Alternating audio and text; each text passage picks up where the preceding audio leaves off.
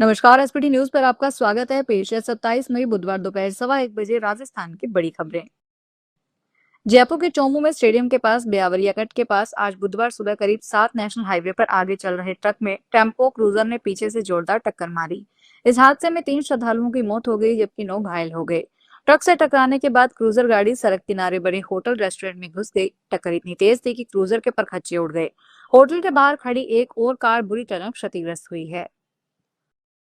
प्रधानमंत्री नरेंद्र मोदी ने बुधवार सुबह सोशल मीडिया प्लेटफॉर्म पर प्रेरणादायी सुभाषितम संदेश शेयर किया। इस पोस्ट के जरिए उन्होंने संदेश दिया है कि अटूट धैर्य, निरंतर प्रयास और दृढ़ संकल्प के बल पर बड़े से बड़े लक्ष्यों को भी सिद्ध किया जा सकता है।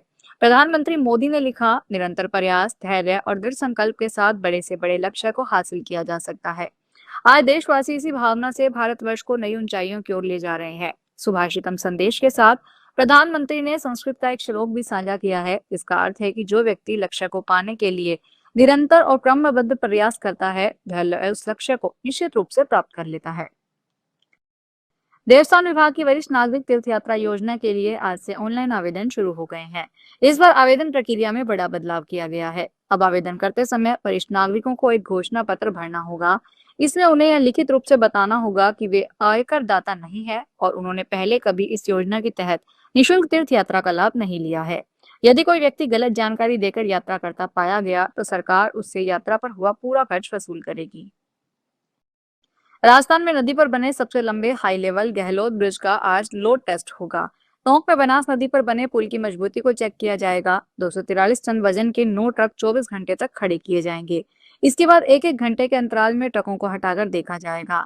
पुल वजन हटने के बाद 85% तक अपने मूल स्तर पर लौट आता है तो इसे गुणवत्तापूर्ण निर्माण माना जाएगा। पुल करीब 135 करोड़ रुपए की लागत से तैयार किया गया है। लोड टेस्ट 30 मई तक चलेगा। इस दौरान आवागमन बंद रहेगा। वाहनों को वैकल्पिक झिराना सोहेला मार्ग से निकाला जाएगा। राजस्थान हाईकोर्ट की जोधपुर खंडपीठ ने आज बुधवार को आसाराम की सजा पर बड़ी सजा सुनाते हुए नाबालिग से यौन उत्पीड़न मामले में दी गई उम्र कैद की सजा को बरकरार रखा है। जस्टिस अरुण मोंगा और जस्टिस योगेंद्र कुमार पुरोहित की डिवीजन बेंच ने यह निर्णय सुनाया। वहीं मामले में सह आरोपी शिल्पी और शरद चंद को अदालत ने बरी कर दिया। हाईकोर्ट ने 20 अप्रैल को सुनवाई पूरी होने के बाद फैसला सुरक्षित रख लिया था। फिलहाल अंतरिम जमानत पर चल रहे आसाराम को अब सरेंडर करना होगा। खाड़ी देशों में चल रहे तनाव और दुनिया भर में फैली अशांति के बीच एलपीजी गैस सिलेंडर की कमी हो गई थी। गैस सिलेंडर की सप्लाई चेन अभी भी रुकी हुई है। ऐसे में कंज्यूमर्स के लिए अच्छी खबर है। भारत गैस ने एलपीजी सिलेंडर की होम डिलीवरी फिर से शुरू कर दी है। इससे कंज्यूमर्स को बड़ी राहत मिली है। खाड़ी देशों में युद्ध छिड़ने के बाद भारत गैस ने गैस की कमी के कारण कई जगहों पर, खासकर ग्रामीण इलाकों में, गैस सिलेंडर की होम डिलीवरी बंद कर दी थी। अब यह सुविधा शुरू कर दी गई है। भारत गैस से पहले एलपीजी गैस सिलेंडर की होम डिलीवरी करती थी। गैस सिलेंडर की होम डिलीवरी फिर से शुरू होने से कंज्यूमर्स में खुशी का माहौल है। नीट 2026 पेपर लीक मामले में सीबीआई ने आज बुधवार को 2 और आरोपियों को गिरफ्तार किया है। पहले आरोपी की पहचान डॉक्टर मनोज शिरूरे के रूप में हुई है। वह लातूर के रहने वाले हैं। डॉक्टर मनोज ने कोचिंग सेंटर के मालिक के बेटे सहित 3 छात्रों को आरोपी पीवी कुलकर्णी से केमिस्ट्री के क्वेश्चन पेपर दिलाए थे। वहीं पकड़ा गया दूसरा आरोपी तेजस हर्षद कुमार शाह है। वह पुणे स्थित एक कोचिंग सेंटर डॉक्टर अभंग प्रभु मेडिकल एकेडमी में फिजिक्स का फैकल्टी है।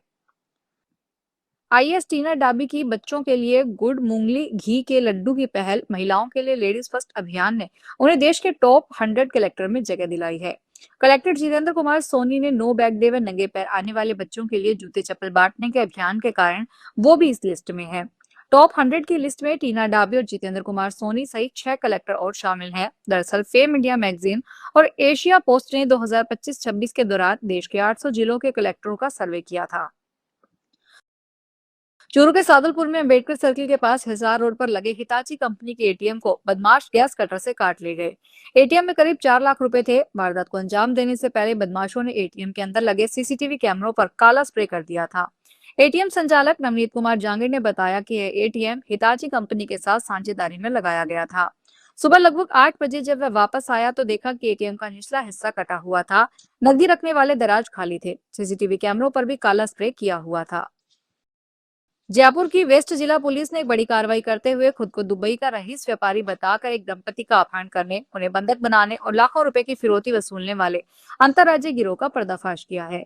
पुलिस ने मामले के मुख्य सरगना सहित 2 आरोपियों को गिरफ्तार कर उनके कब्जे से भारी मात्रा में कैश और अवैध हथियार बरामद किए हैं। डीसीपी प्रशांत किरण ने मामले का खुलासा करते हुए बताया कि पुलिस टीमों ने मुस्तैदी दिखाते हुए आरोपियों को धर दबोचा है। ऑनलाइन प्रॉपर्टी डीलिंग के बहाने बुना जाल। पुलिस के अनुसार यह पूरा मामला एक ऑनलाइन फ्रॉड और किडनैपिंग से जुड़ा है। राजस्थान से गुजरात के सूरत शहर की बकरा मंडी में व्यापार करने पहुंचे एक राजस्थानी मवेशी पालक भंवरलाल जयदेव भागरिया के साथ सूरत में नकली नोटों के जरिए ठगी का एक बेहद हैरान करने वाला मामला सामने आया है।